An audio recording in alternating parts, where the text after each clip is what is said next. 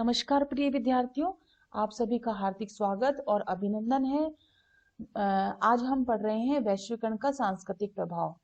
वैश्वीकरण का सांस्कृतिक प्रभाव, इससे पहले हमने आर्थिक प्रभाव की चर्चा करी, राजनीतिक प्रभाव की चर्चा करी, वैश्वीकरण के विभिन्न कारणों को पढ़ा और वैश्वीकरण के अर्थ को भी हमने जाना। आज हम वैश्वीकरण के सांस्कृतिक प्रभाव को हम पढ़ते हैं कि किस प्रकार से वैश्वीकरण ने संस्कृति को एक जगह से दूसरी जगह लाकर प्रदर्शित किया है, प्रचारित किया है, उसका प्रभाव तेजी से बढ़ा है, खान पान का स्तर चेंज हुआ है और पहनावे का स्तर चेंज हुआ है, लोगों के बात करने का, विचारों का स्तर चेंज हुआ है। इन सभी को हम देखते हुए सांस्कृतिक प्रभाव के रूप में हम इसे जानेंगे। बच्चों, वैश्वीकरण के परिणाम सिर्फ आर्थिक और राजनीतिक दायरों में ही नजर नहीं आते हैं। हम घर में बैठे हों तब भी इसकी चपेट में आते हैं। हम जो कुछ खाते पीते हैं, पहनते हैं, सोचते हैं, उन सब पर इसका प्रभाव पड़ता है, इस वैश्वीकरण का प्रभाव पड़ता है। हम जिन बातों को अपनी पसंद कहते हैं, वे बातें भी वैश्वीकरण के असर में ही तय होती हैं। वैश्वीकरण के सांस्कृतिक प्रभावों को देखते हुए इस भय को बल मिलता है कि यह प्रक्रिया विश्व की संस्कृतियों को खतरा पहुंचाएगी। वैश्वीकरण से यह होता है क्योंकि वैश्वीकरण सांस्कृतिक समरूपता ले आता है। सांस्कृतिक समरूपता का क्या अर्थ होता है कि किसी विश्व संस्कृति का उदय हो रहा है, ऐसा बिल्कुल भी नहीं है, बल्कि सभी देशों की जो संस्कृति है वो मिली जुली हो जाती है। ये आप देख सकते हैं वैश्वीकरण के कारण हम किस प्रकार से संचार माध्यमों के द्वारा हम एक देश की संस्कृति को दूसरे देश की संस्कृति में देख सकते हैं, महसूस कर सकते हैं। उसके पहनावे को, उसके खान पान को हम अपना लेते हैं, क्योंकि बहुराष्ट्रीय कंपनियों के माध्यम से, मल्टीनेशनल कंपनियों के माध्यम से वे सभी खान पान के स्तर, खान पान की चीजें एक जगह से दूसरी जगह पहुंच जाती हैं और वहां पर दूसरे राज्यों के अंतर्गत उन चीजों को पसंद भी किया जाता है। और ऐसा ही नहीं है, भारत की चीजें या हमारे देश की चीजें, हमारी चीज की वस्तुएं भी अन्य देशों में भी प्रसारित होती हैं और अन्य देशों में भी उसको पसंद किया जाता है। तो कहने का मतलब ये है कि जो संस्कृति का जो स्वरूप है वैश्वीकरण के कारण एक समरूपता लिए हुए बन जाता है। कोई एक नई संस्कृति नहीं बनती है, विश्व की कोई एक नई संस्कृति नहीं बनती है, बल्कि हम एक दूसरे की संस्कृतियों को, एक दूसरे के खान पान को, एक दूसरे के विचारों को, एक दूसरे की बातों को पसंद करने लगते हैं और उन्हीं की तरह हम सोचना, विचारना, खाना पीना, रहना, ये सभी चीजें हम अपनाते हुए कहीं ना कहीं अपनी संस्कृति को छोड़ते चले जाते हैं, उसको भूलते चले जाते हैं और नवीन संस्कृति या नई आधुनिक संस्कृति को अपनाते हुए आ जाते हैं। इस चित्र में भी आप देख सकते हैं कि किस प्रकार से, ये देख लीजिए आप, किस प्रकार से ये जो बताया गया है, इसमें बाजार अर्थव्यवस्था बताई गई है, लेकिन इसकी जो संस्कृति है उसका प्रभाव भी जो है उन समाज के दीनहीन गरीब लोगों पर भी पड़ता है। सांस्कृतिक समरूपता का अर्थ यह अर्थ नहीं कि किसी विश्व संस्कृति का उदय हो रहा है। विश्व संस्कृति के नाम पर दरअसल शेष विश्व में पर पश्चिमी संस्कृति लादी जा रही है, थोपी जा रही है, जिसे हम एक नए शब्द के रूप में कह सकते हैं मैकडोनाल्डीकरण। हम लोग अमेरिकी वर्चस्व वाले अध्याय 3 में वर्चस्व के सांस्कृतिक अर्थ के अंतर्गत इस बात को पढ़ चुके हैं भली भांति, और कुछ लोगों का तर्क यह भी है कि बर्गर और नीली जीन्स की लोकप्रियता का नजदीकी रिश्ता अमेरिकी जीवन शैली के गहरे प्रभाव से रहा है, यानी उदारवादी संस्कृति या लिबरलिज्म या पूंजीवादी संस्कृति से ही देखने को मिलता है, जिसे हम मैकडोनाल्डीकरण कहते हैं। नीली जीन्स का हमने उदाहरण पढ़ा था, और नीली जीन्स का इस प्रकार से भी हमने उदाहरण पढ़ा कि नीली जीन्स जो है हमें आजादी का एहसास दिलाती है, कंफर्टेबल हमारे लिए रहती है। तो इस प्रकार से हमने इन चीजों को, आज हम उस खान पान को जिसे हम बर्गर, पिज्जा, चाउमीन, मैगी और हॉट डॉग, इस प्रकार की संस्कृति को शीघ्र हम जिसे कि हम कहते हैं फास्ट फूड, उसको अपनाने के लिए हर संभव या एक प्रकार से उस संस्कृति को हमारे विचारों में, हमारी संस्कृति में इस प्रकार से थोप दिया गया है और इस प्रकार से अपना लिया गया है कि वह थोपी हुई भी नहीं लगती है और वह सभी को सहमति पूर्वक अपनाई हुई लगती है और इस प्रकार से वैश्वीकरण जो है अपने इस प्रभाव को एक, आप कह सकते हैं, सकारात्मक प्रभाव के रूप में, जैसे कि सारी संस्कृति जो है पूरे विश्व समाज की संस्कृति समरूप होती जा रही है। और नकारात्मक प्रभाव में हम तो कह सकते हैं कि हम अपनी जो संस्कृति है, प्रत्येक राज्य की संस्कृति, और भारतीय राज्य को हम बात करें तो भारतीय राज्य की जो संस्कृति है हम कहीं ना कहीं उसको पीछे छोड़ते जा रहे हैं। तो जहां हमने बर्गर और नीली जीन्स की बात की और उसका नजदीकी रिश्ता अमेरिकी जीवन शैली से बताया, राजनीतिक और आर्थिक रूप से प्रभुत्वशाली संस्कृति कम ताकतवर समाजों पर अपनी छाप छोड़ देती है और संसार वैसा ही दिखता है जैसा ताकतवर संस्कृति इसे बनाना चाहती है। ताकतवर संस्कृति मतलब जो जिसका रुतबा पूरे विश्व में है, पूरे वर्चस्व जिसका पूरे विश्व में है, और वो जिस तरह अपनी संस्कृति को, अपने खान पान को, अपनी अर्थव्यवस्था को रिप्रेजेंट करता है, उसी चीज को अन्य कमजोर राष्ट्र जो हैं, जो विकासशील राष्ट्र जो हैं, उसे अपनाना स्वीकार कर लेते हैं। और उसी के इस भुलावे से, या हम कहें उसी के इस बहकावे में हम आकर के उसी को अपनाने लग जाते हैं। संसार वैसा ही दिखता है जैसा ताकतवर संस्कृति इसे बनाना चाहती है।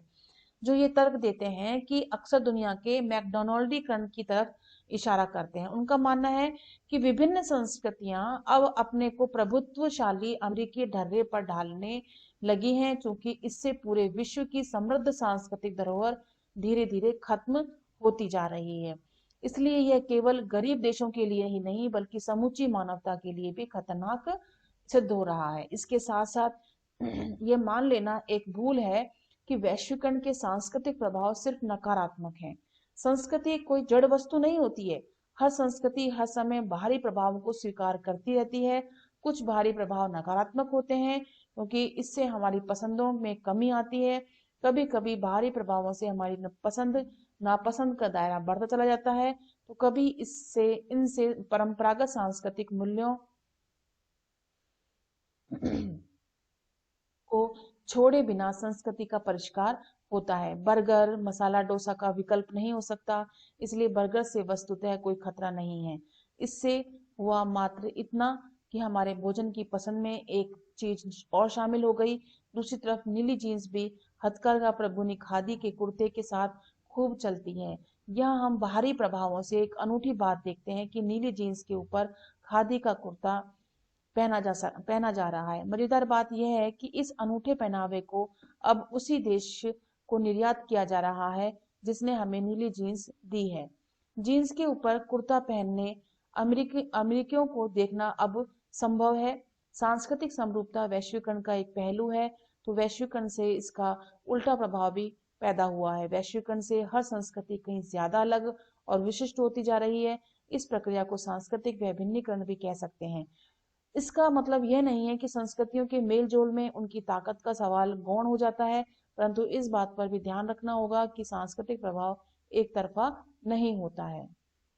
यह सही है कि सांस्कृतिक प्रभाव एक तरफा नहीं होता, क्योंकि सांस्कृतिक प्रभाव का सकारात्मक और नकारात्मक प्रभाव दोनों ही देखने को मिलता है। सकारात्मक प्रभाव इस दृष्टि में हम देख सकते हैं कि सांस्कृतिक समरूपता बढ़ती है, सांस्कृतिक एकरूपता बढ़ती है।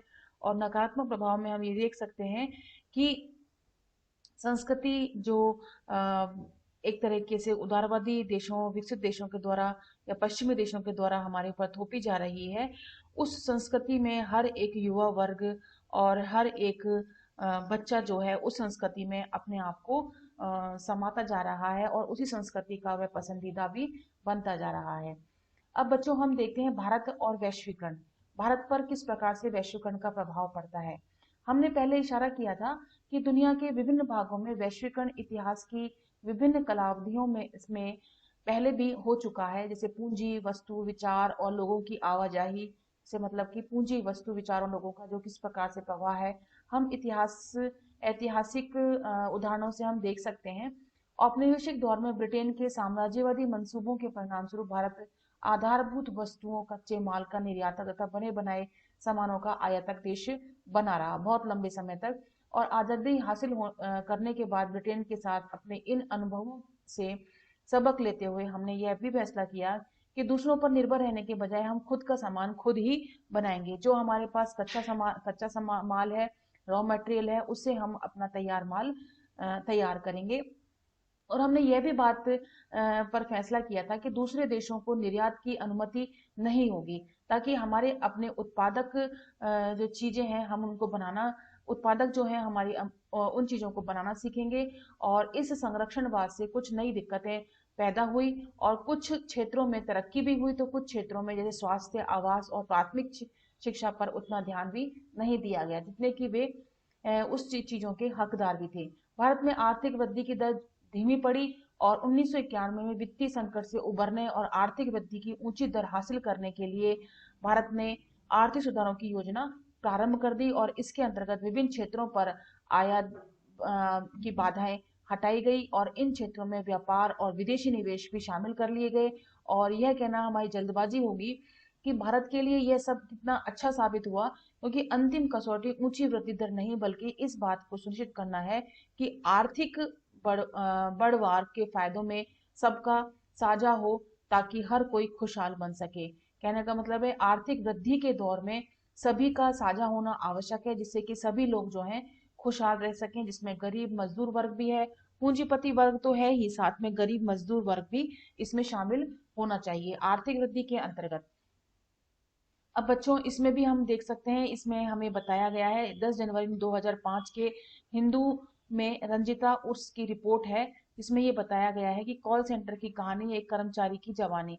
कॉल सेंटर में काम करना अपने आप में आंख खोल देने वाला साबित हो सकता है। आप अमेरिकियों के फोन कॉल निपटाते हैं और आपको असली अमेरिकी संस्कृति की एक झलक भी मिलती है। एक औसत अमेरिकी हमारी अपेक्षा से कहीं ज्यादा जीवंत और ईमानदार होता है। बहरहाल हर फोन कॉल या बातचीत खुशगवार नहीं होती है।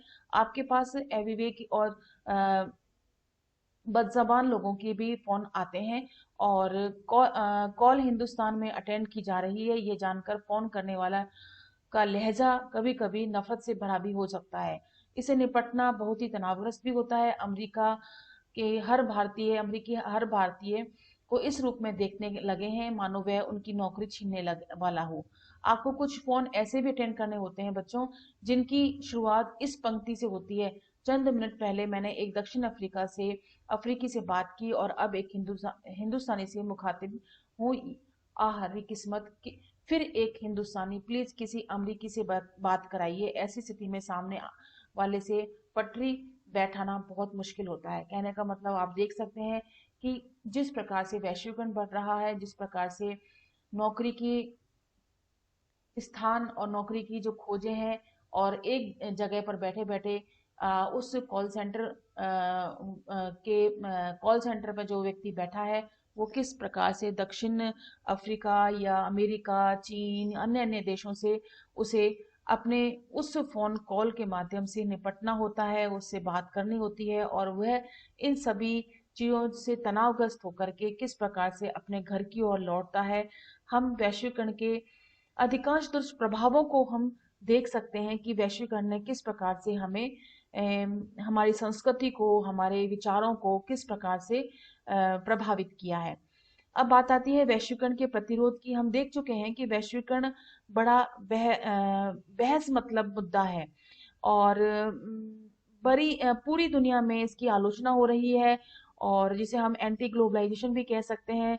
और वैश्वीकरण के आलोचक भी बहुत तर्क देते हैं, और वामपंथी राजनीतिक रुझान रखने वालों का तर्क यह है कि मौजूदा वैश्वीकरण विश्वव्यापी पूंजीवाद की एक खास व्यवस्था बन चुका है, जो धनिकों को और ज्यादा धनी बनाता है, गरीबों को ज्यादा गरीब बनाता है, और राज्य के कमजोर होने से गरीबों के हित की रक्षा करने की उसकी क्षमता में कमी आती जा रही है। वैश्वीकरण के दक्षिणपंथी आलोचक इसके राजनीतिक, आर्थिक, सांस्कृतिक प्रभावों को लेकर चिंतित हैं।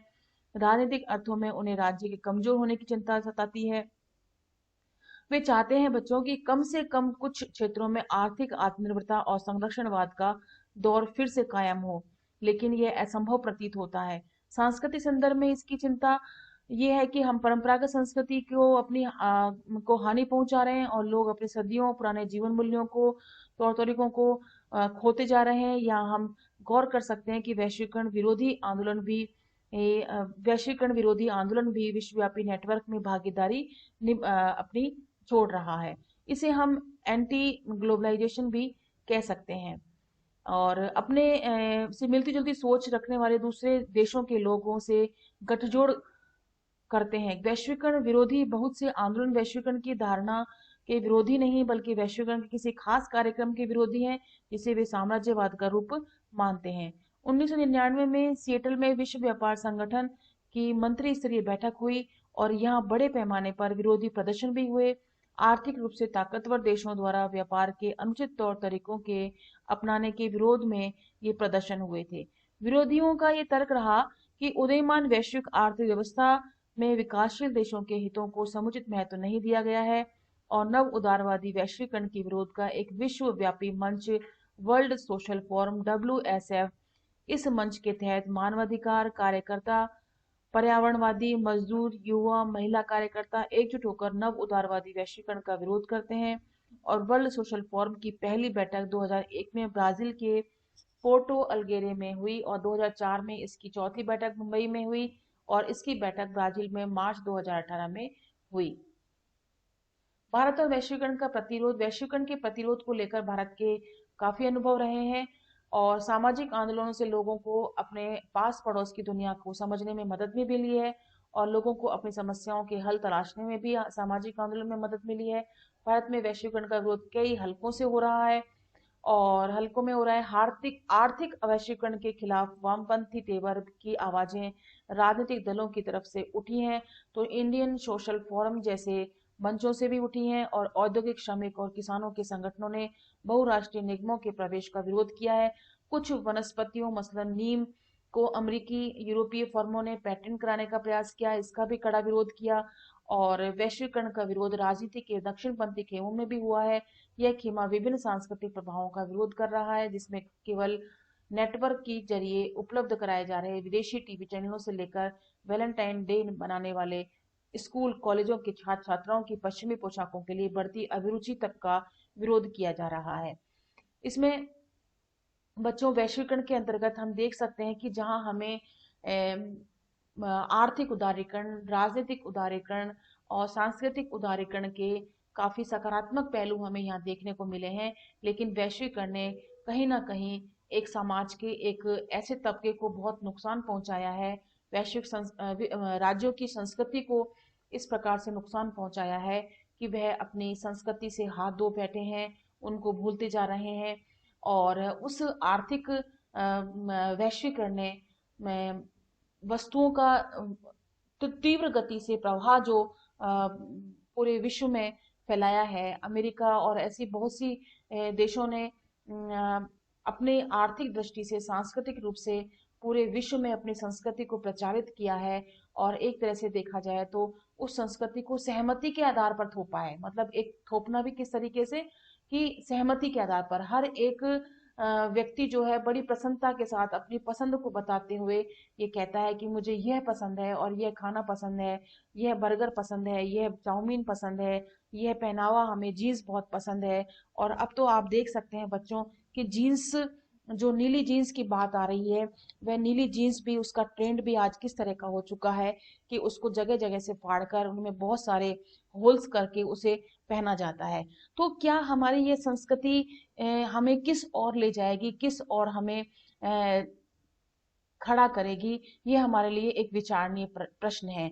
जो इसका प्रतिरोध कर रहे हैं वैश्वीकरण का, उनका कहना यही है कि हम अपनी संस्कृति को बनाए रखें और अपनी संस्कृति को बनाए रखते हुए ही हम अपने आर्थिक रूप से समृद्ध और आर्थिक विकास को आगे बढ़ाएं। जैसे कि हमारे इसमें नीम का उदाहरण दिया गया है, ऐसे ही हल्दी का भी उदाहरण है, जिसमें बहुत सी ऐसी चीजें हैं जो भारत के अंतर्गत भारतीय मूल की हैं और उसे विदेशी जो लोग हैं, अमेरिकी हैं, यूरोपीय फर्में हैं, जो पेटेंट कराने का प्रयास करती हैं। हर संभव इनकी कोशिश यही रहती है कि उन्हें पेटेंट करा लिया जाए, लेकिन जब तक हम अवेयर नहीं रहेंगे, हम यह नहीं सोचेंगे कि यह वैश्वीकरण के माध्यम से ये उदारवादी देश और ये पश्चिमी देश हमारी संस्कृति को, हमारे आर्थिक क्षेत्र को, हमारे राजनीतिक क्षेत्र को खोखला कर रहे हैं, उन पर हम जब तक लगाम नहीं लगा लेंगे तब तक ये वैश्वीकरण हमारे लिए लाभदायक सिद्ध नहीं हो सकता। तो बच्चों, इसी प्रकार से हम इन प्रश्नों को हल कर सकते हैं। वैश्वीकरण के बारे में कौन सा कथन सही है? वैश्वीकरण सिर्फ आर्थिक परिघटना है। वैश्वीकरण की शुरुआत 1991 में हुई। वैश्वीकरण और पश्चिमीकरण समान है। और घ पॉइंट आता है, वैश्वीकरण एक बहुआयामी परिघटना है। इसी प्रकार से दूसरा प्रश्न आता है कि वैश्वीकरण जो है वो वैश्वीकरण के प्रभाव के बारे में कौन सा कथन सही है? तो आपको इन प्रश्नों के उत्तर एमसीक्यूज में इस प्रकार से देने हैं कि वैश्वीकरण के बारे में जो कथन बताया गया है, तो इसमें कौन से चारों में से कौन सा सही नजर आता है आपको? तो वैश्वीकरण एक बहुआयामी परिघटना है, यह बिल्कुल सत्य है। और इसमें आप देख सकते हैं कि वैश्वीकरण के प्रभाव के बारे में कौन सा कथन सही है। विभिन्न देशों और समाज पर वैश्वीकरण का प्रभाव विषम रहा है और सभी देशों और समाजों पर वैश्वीकरण का प्रभाव समान रहा है। वैश्वीकरण का असर सिर्फ राजनीतिक दायरे में रहा है और वैश्वीकरण से अनिवार्यता सांस्कृतिक समरूपता आती है। तो इसमें से कौन सा कथन सही है? पहला कथन सही है, विभिन्न देशों और समाजों पर वैश्वीकरण का प्रभाव विषम रहा है। इसके बाद अगला प्रश्न आता है, वैश्वीकरण के कारणों के बारे में कौन सा कथन सही है? वैश्वीकरण का एक महत्वपूर्ण कारण है प्रौद्योगिकी। जनता का एक खास समुदाय वैश्वीकरण का कारण है। वैश्वीकरण का जन्म संयुक्त राज्य अमेरिका में हुआ। वैश्वीकरण का एकमात्र कारण आर्थिक धरातल पर पारस्परिक निर्भरता है। तो इसमें से आप कौन सा कारण जो है आप इसको सही मानेंगे कि वैश्वीकरण का कारण कौन सा सही है? तो निश्चित रूप से इसका पहला कारण जो है वैश्वीकरण का महत्वपूर्ण कारण है प्रौद्योगिकी, जिसे हमने टेक्नोलॉजी बताया था। इंग्लिश में इसे टेक्नोलॉजी कहते हैं कि टेक्नोलॉजी के बढ़ते प्रसार ने, टेक्नोलॉजी के अधिक विकसित होने से ही हमारी आर्थिक क्षमताएं, राजनीतिक क्षमताएं और सांस्कृतिक क्षमताएं जो हैं तीव्र गति से एक देश से दूसरे देश में जो प्रवाह है वो इतना तीव्र गति से हुआ है। ये प्रभाव प्राचीन समय में भी था, इतिहास में यदि हम जाके तो प्रभाव ये उस समय भी था, लेकिन बहुत धीमी थी, वह गति बहुत ही धीमी थी। लेकिन अब इतनी तीव्र गति है, उस तीव्र गति ने सभी राज्यों को, सभी राज्यों में रहने वाले लोगों को इस वैश्वीकरण के प्रभाव से अछूता नहीं छोड़ा है। वैश्वीकरण के बारे में कौन सा कथन सही है आप इसमें देखें। वैश्वीकरण का संबंध सिर्फ वस्तुओं की आवाजाही से है। वैश्वीकरण में मूल्यों का संघर्ष नहीं होता। वैश्वीकरण के अंग के रूप में सेवाओं का महत्व गौण है और वैश्वीकरण का संबंध विश्वव्यापी पारस्परिक जुड़ाव से है। तो आप इसमें बता सकते हैं वैश्वीकरण के बारे में क्या सही है। निश्चित रूप से वैश्वीकरण का संबंध विश्वव्यापी पारस्परिक जुड़ाव से है, यह सही है। घ उत्तर इसका आएगा। वैश्वीकरण के बारे में कौन सा कथन गलत है? आप देखें, वैश्वीकरण के समर्थकों का तर्क है कि इसमें आर्थिक समृद्धि बढ़ेगी। वैश्वीकरण के आलोचकों का तर्क है कि इसमें आर्थिक असमानता ज्यादा बढ़ेगी। वैश्वीकरण के परोकारों का तर्क है कि सांस्कृतिक समरूपता बढ़ेगी। वैश्वीकरण के आलोचकों का तर्क है कि इसमें सांस्कृतिक समरूपता आएगी। तो इसमें हमारे सामने यह कथन बिल्कुल गलत है कि वैश्वीकरण के आलोचकों का तर्क है कि सांस्कृतिक समरूपता आएगी। बिल्कुल भी नहीं आएगी सांस्कृतिक समरूपता, बल्कि हम अपनी संस्कृति को बिल्कुल पीछे धकेल देंगे और उसको भूलते चले जाएंगे।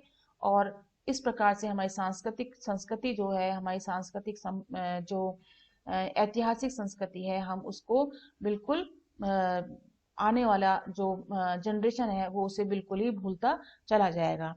इसके बाद अगला प्रश्न आता है, विश्वव्यापी पारस्परिक जुड़ाव से आप क्या समझते हैं? इसके कौन कौन से घटक हैं?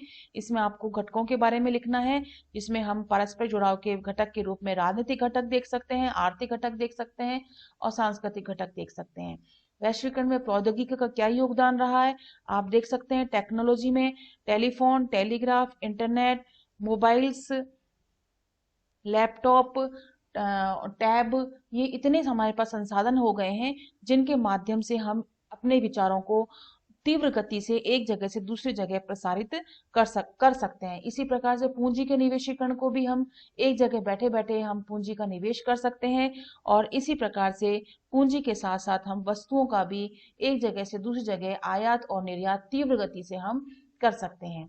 इसके बाद 8वां प्रश्न आता है, वैश्वीकरण के संदर्भ में विकासशील देशों में राज्य की बदलती भूमिका का आलोचनात्मक मूल्यांकन करना है कि विकासशील देशों की किस प्रकार से भूमिका जो है बदल रही है।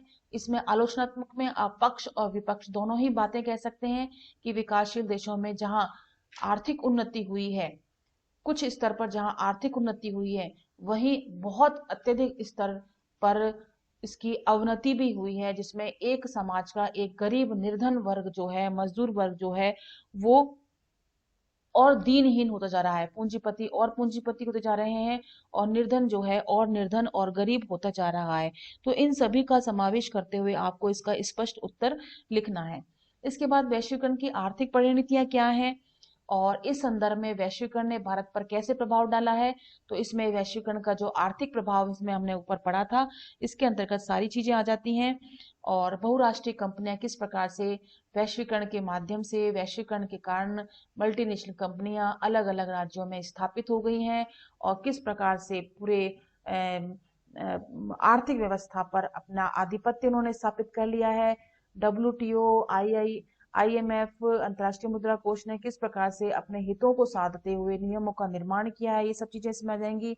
और वैश्वीकरण ने भारत पर किस प्रकार से प्रभाव डाला है, इस पर भी आपको अपना विचार प्रकट करना है, अपना दृष्टिकोण इसमें रखना है। किन जटिलताओं के द्वारा उसने, भारत ने अपनी अपनी जो प्राकृतिक संपदा है, जिसमें हम कह सकते हैं नीम है, हल्दी है, ऐसी बहुत सी चीजें हैं जिनका आयुर्वेदिक उपचार बहुत लंबे समय पहले से भी चला आ रहा है, और उसको किस प्रकार से अपने पेटेंट, अमेरिकी और यूरोपीय जो कंपनियां हैं वो किस प्रकार से अपना पेटेंट लेने का प्रयास कर रही थी, और किस प्रकार से इन्होंने अपनी इस चीज का प्रतिरोध करके इस पर रोक लगाई।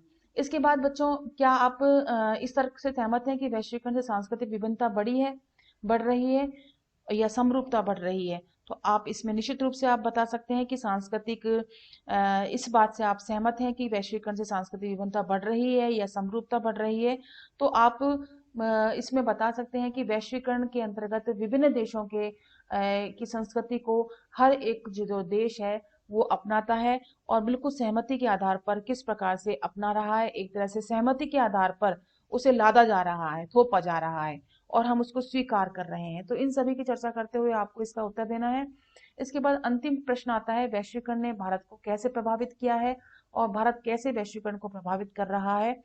इन सभी के बीच में का जो उत्तर है वैश्वीकरण का भारत के प्रति और भारत का वैश्वीकरण के प्रति, इसके प्रभाव को आपको बताते हुए, जिसमें आपको ये पेटेंट वाली बात जो मैंने अभी आपको बताई वो आ जाएगी, और मल्टीनेशनल कंपनियां किस प्रकार से भारत में स्थापित हुई, और भारत कितने 1991 से पहले किस प्रकार से लघु कुटीर उद्योगों तक ही सीमित था, और 1991 के बाद जब बहुत बड़ा 1991 से पहले जब आर्थिक संकट आया और गरीबी और निर्धनता और आर्थिक अर्थव्यवस्था जो है बिल्कुल निमंत्रण होती जा रही थी, तो किस प्रकार से उसने उदारीकरण को वैश्वीकरण के कारण अपनाया, और मल्टीनेशनल कंपनियों के पूंजी निवेशीकरण को अपनाया, और उसका क्या प्रभाव, नकारात्मक और सकारात्मक प्रभाव पड़ा, इसको आपको इसमें बताना होगा। तो बच्चों, इस प्रकार से वैश्वीकरण, ग्लोबलाइजेशन, जिसे विश्वव्यापीकरण या वैश्विक गांव भी कहते हैं, एक तरीके से हमारे लिए काफी सकारात्मक प्रभाव लिए हुए भी है, और नकारात्मक प्रभाव को भी दर्शाता है।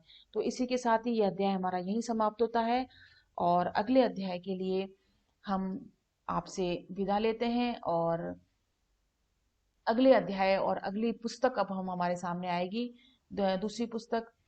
तो उसके लिए हम नेक्स्ट वीडियो में हम आपसे मिलेंगे। तब तक के लिए नमस्कार और धन्यवाद।